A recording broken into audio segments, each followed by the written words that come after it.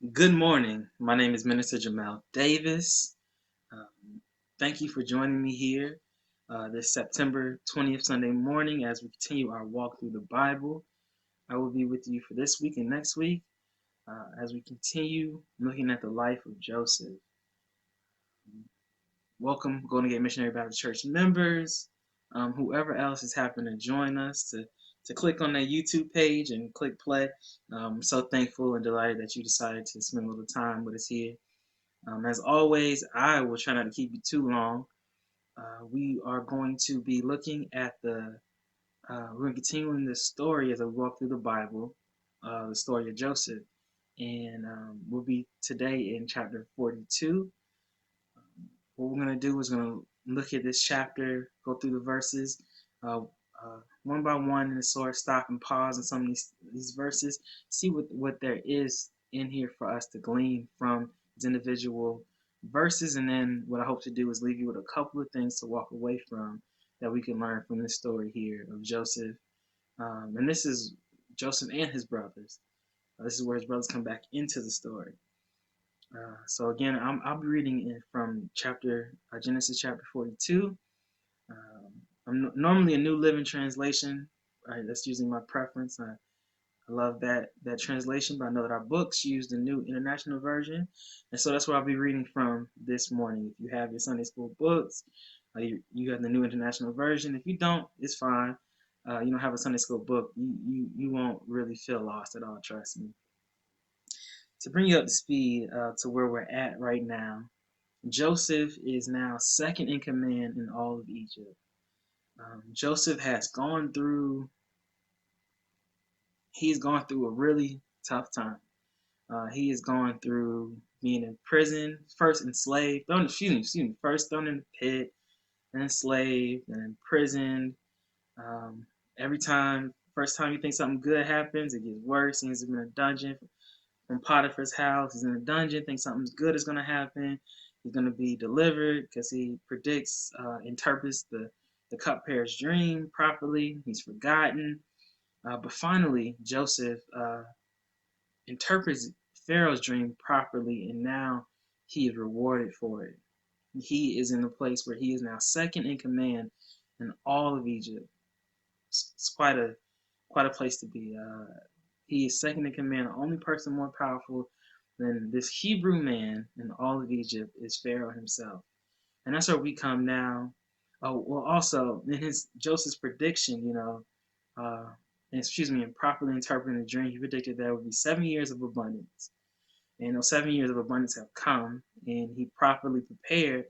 And now, those 7 years that follow a famine, we are about 2 years into that process when we open our books up here in Genesis, our Bibles up here in Genesis 42. About 2 years into the 7-year famine that is happening pretty much all over what then is the known world. So that's where we're at here, Genesis 42. And if you need to, if you feel like it'll help better prepare you, go ahead on and press pause.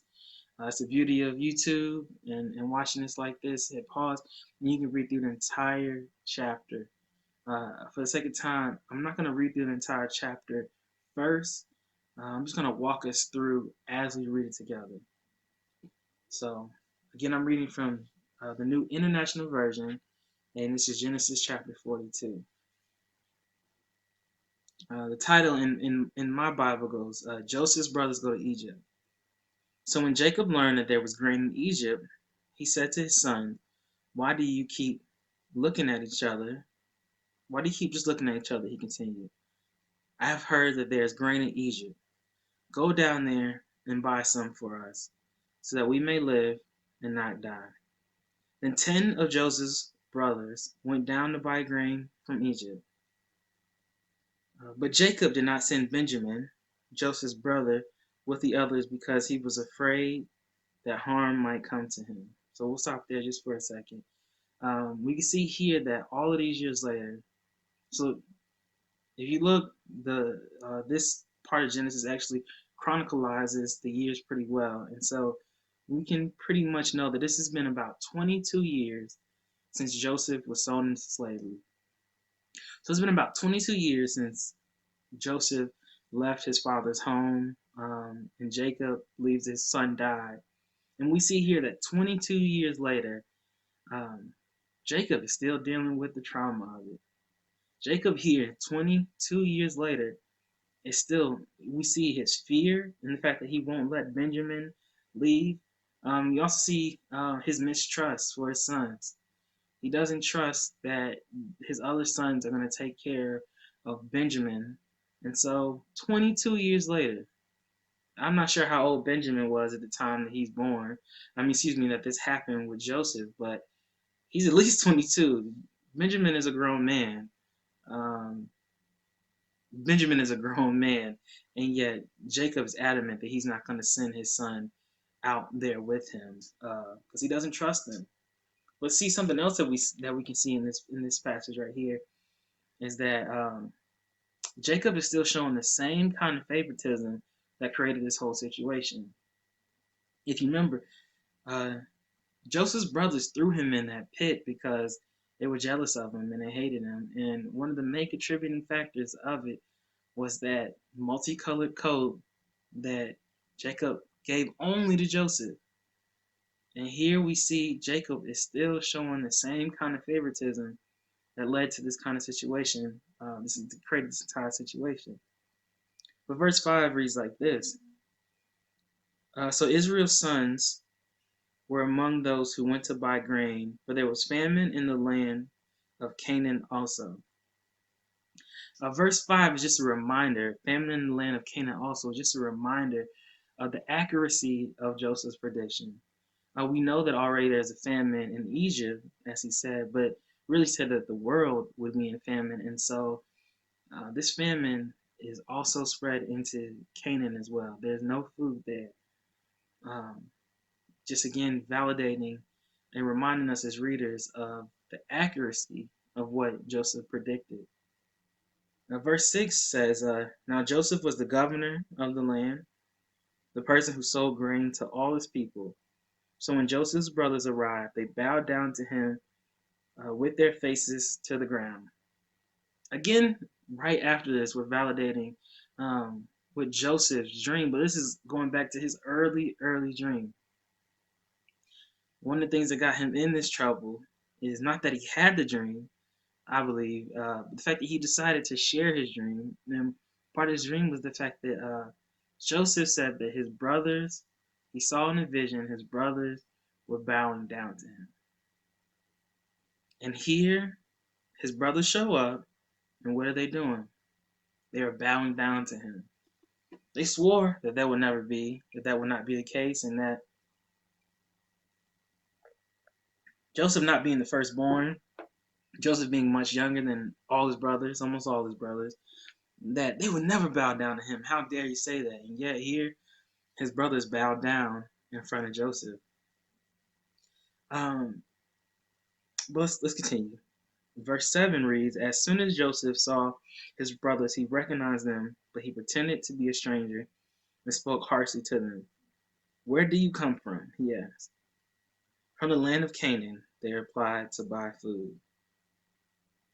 Although Joseph recognized his brothers, they did not recognize him.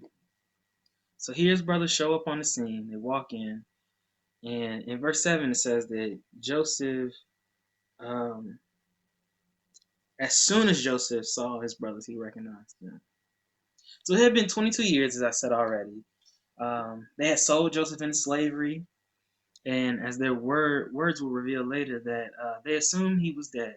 They assumed Joseph was gone. But 22 years later, Joseph immediately recognizes his brothers, but they don't seem to recognize him. So why is that?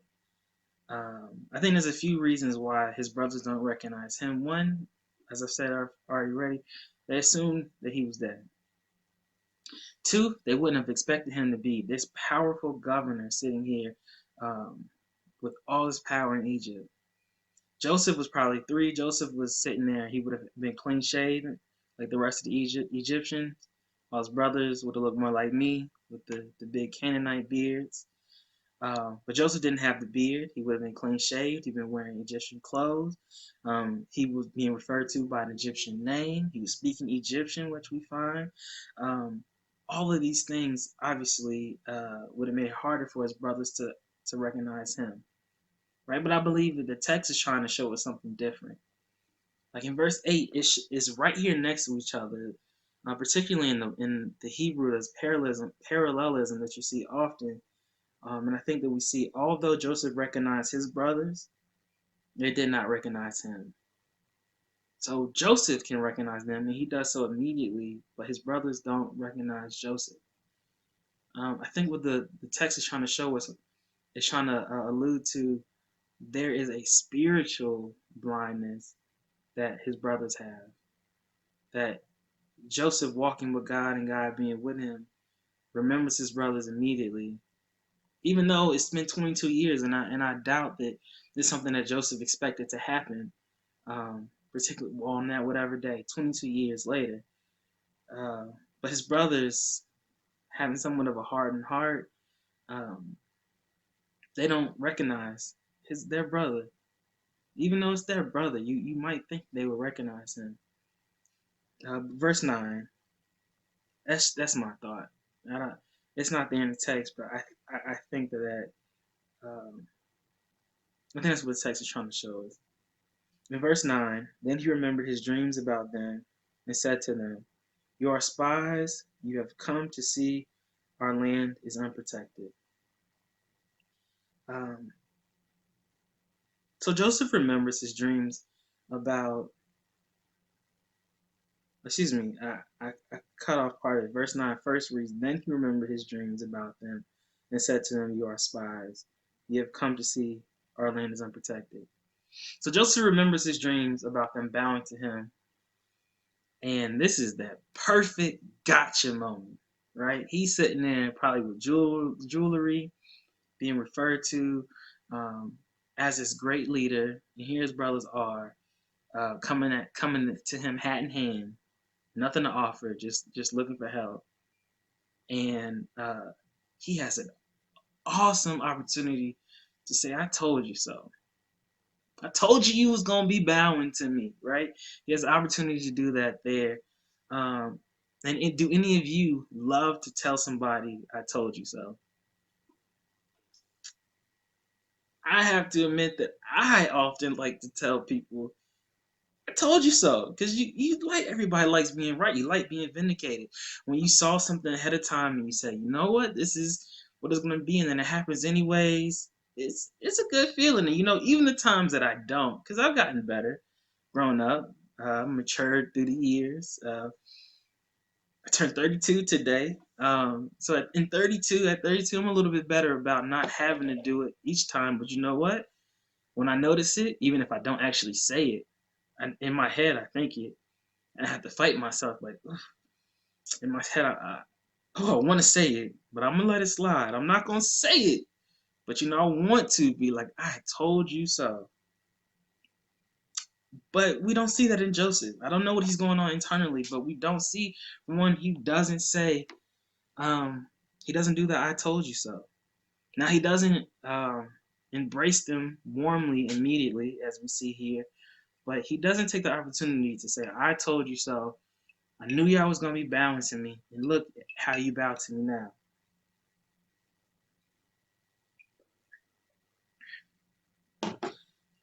What's gonna follow is that we're gonna see how Joseph is going to put them to some tests. He's gonna do some things. He's not gonna reveal who he is. He's gonna put them through a test. Um, And I just want to make a side note for a moment that while Joseph is a great example of a wonderful man of God, obviously he's a wonderful man of God, I think it's important as we read these things that he's also a human being. It's important that as we read these stories about his life and about others in the Bible, that except for Jesus, we have to understand these are human beings, excuse me, and none of them are perfect. Um, I say that to say our book, the Sunday school book, talks a lot about the testing that he does, and the way he chooses to mess with them, like he really messes with his brothers in some sense, right? And we'll read and we'll see. Um, what I can say for sure is that Joseph, what he does is some quick thinking, and the test that he puts them through accomplishes some. He has some things I'm sure that he's trying to figure out. I think we've seen the text, and his tests help him to figure out the character of his brothers, how they're treating his younger brother Benjamin. There's some things that he gets to see. Are they honest? Have they changed? Are they contrite? And all these things end up coming out. Um, but what I'm saying is that I'm not sure that the way he went about it is completely right, and I'm also not going to sit here and say that he was completely wrong in what he did either. I think the author of Genesis here, when we read this, chooses to leave um, the judgment about Joseph's manner in testing them a bit ambiguous. The author doesn't really give us a strong indication of this was righteous or this was not. And I say that because I don't want. I think you could look at this and say, "Oh," and I don't know if the book meant that precisely, but I can see how you could look at this and you could say, "Oh, when somebody comes back to you, it's okay for you to test them, and it is okay for you to test them, but the way in which he did it, I am not 1,000% sure because he's kind of deception. He used some deception. He's not really honest with them, and I think that we aren't supposed to be deceptive. We are supposed to be honest with people, and so I think I don't know. The book doesn't talk about the nature of his test, and so I don't feel comfortable making a judgment on the nature in which Joseph chooses to test them, because clearly he lies a bit and deceives his brother and sets them up. Um, and I'm not sure you should walk away from this passage thinking that that is the way that you should go about testing others. What we can say, though, what I can say, I can make this judgment and I can say that confidently that given the context of the relationship with his brothers, these are the guys that threw him into a pit, that threw him into slavery, that so many years of hardship and I'm sure traumatic experiences he experienced because of them. Um, that given the context of it, his brothers are basically his enemies. That Joseph is so gracious with his brothers. He extends a lot of grace to them, and that is what I can be sure of. And the fact that he doesn't wield his power in the way that he could. He doesn't make them grovel. Yeah, I just think it's important that even with Joseph, that unless the text shows us that not everything that Joseph did was infallible or perfect. That's all my point is. Joseph is a great character that we can learn so much from, but Joseph is also a flawed human being. All right, that's enough of my little rabbit trail I went off. But I think it's important in this context that we understand that um, he's definitely gracious, though. So let's look at I read verse 9, and so at verse 10 I'll read verse 9 again. Then he remembered his dreams about them and said, "You are spies. You have come to see where our land is unprotected." "No, my lord," they answered. "Your servants have come to buy food. We are all the sons of one man. Your servants are honest men, not spies." Honest men. I'm sure that Joseph in his head is he's questioning that statement for sure. No, Joseph responds, "You have come to see where our land is unprotected." But they replied, "Your servants were 12 brothers, the sons of one man who lives in Canaan. The youngest is now with our father, and one is no more." The irony of the fact, and I believe this is intended to be ironic, that they say here, "The one is no more," as they stand in front of that one.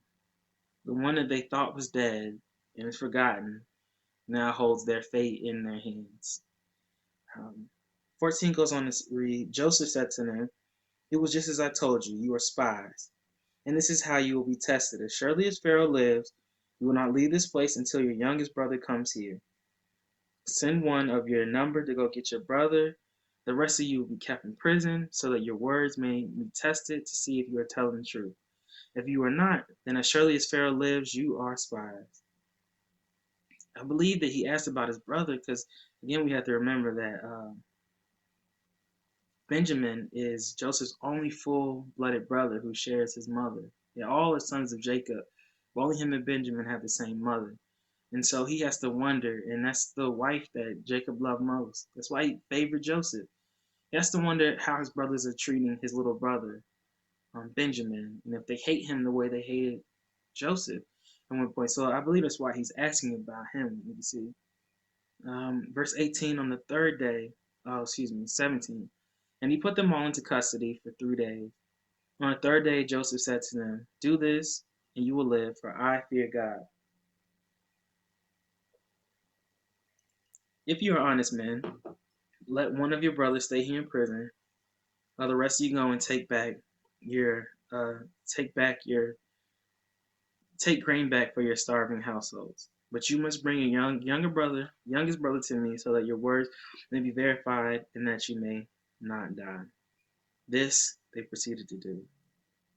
So they leave, knowing they have to come back. They leave Simeon there, knowing that they have to bring back Benjamin for him to live. In verse 21, it says, they said to one another, surely we are being punished because our brother. We saw how distressed he was when he pleaded for his life, but we would not listen. This is why this distress has come upon us. So in verse 21, 22 years later, Joseph comes back to their minds. It's funny too, because they're standing in front of Joseph, and this is all meant, is written this way to illuminate the irony of this fact that they're standing in front of Joseph, and he comes back to their mind 22 years later. But why? Why does Joseph come back to their mind? Because they knew what they did to Joseph was wrong, and they had never had a chance to make it right, or even we know tried to make it right. They were still living under this lie because Jacob, their father, still believed that Joseph was dead, killed by a beast. So they had done this wrong thing. They had lied about it to cover up, and they were living under this lie, and that was stuck in their conscience.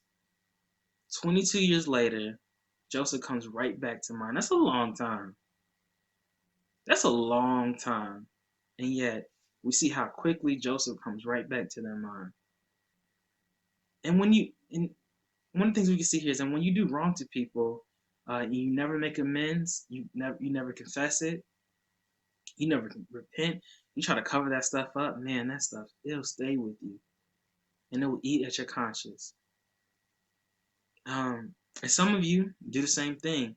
That when a bad thing happens like that, you remember what you did.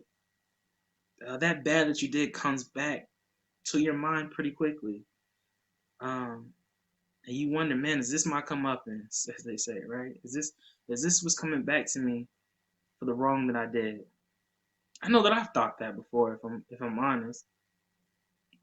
In verse 22, it says, Reuben replied, didn't I tell you not to sin against the boy? But you wouldn't listen. Now we must give an accounting for his blood. Reuben did try to stand up for Joseph, and he couldn't miss this opportunity to say, I told you so. Joseph was not like that, but Reuben couldn't miss the opportunity to say, I told you so. Excuse me. But Reuben also went with the cover up, so he's not completely innocent in this. He went along with the cover up. He tried to save Joseph. He did, and he deserves some credit for that. But he also went along with this whole lie. But he doesn't miss his opportunity here to say, I told you so. Verse 23 and 24, they did not realize that Joseph could understand them since he was using an interpreter. He turned away from them, back to weep. But then he came back and spoke to them again.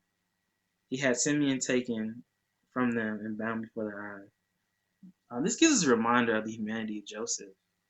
That despite the power and the wealth and the hard exterior that he shows to his brothers there, that Joseph is a human being. He hurts, and he still feels that pain from what he's experienced. And this is just a good reminder for us to remember that all of us are human, even the most powerful of people. Our pastor is a human being. As much as he cares and loves on us, he's a human being and he needs to be cared and receive love as well. And that goes for you. As much as that jerk of a boss you might have, right? He is a human being. He or she is a human being. And experience pain and all the different things that we do as well. That's just a reminder of that Joseph is showing his humanity here. We can elevate Joseph really high because he was a great righteous man, but it's important to remember he's a human, and we see that here in this verse. Verse 25, where I'll stop for today.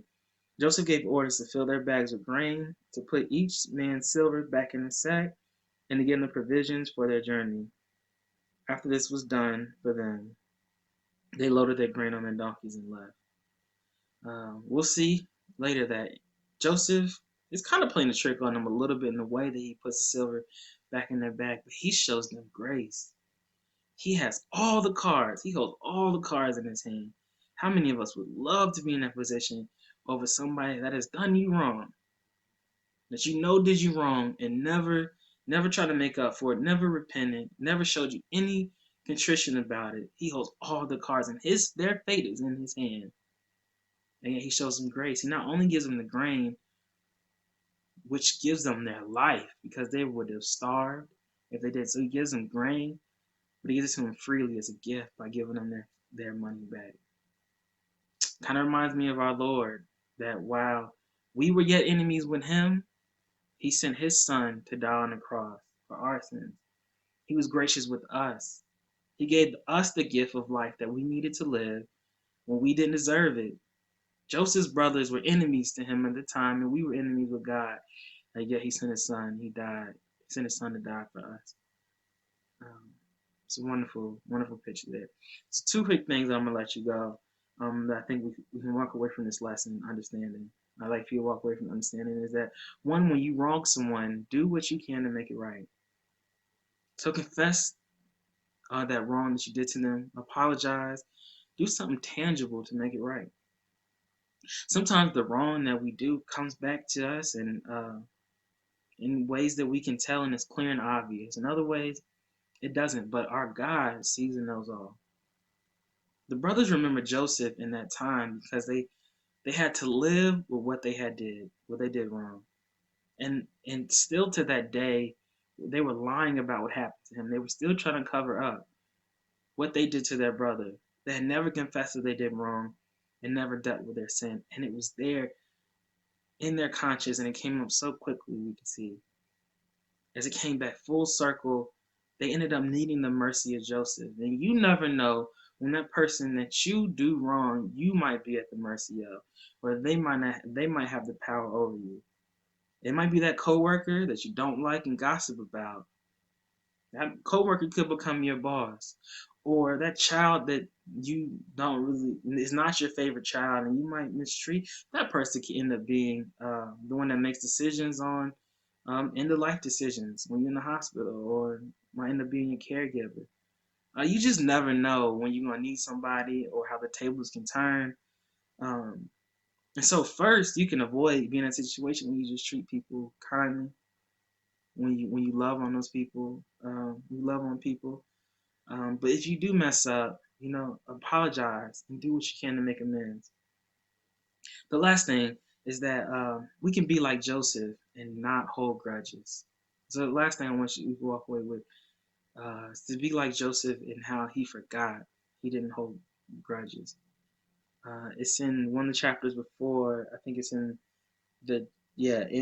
in chapter 41.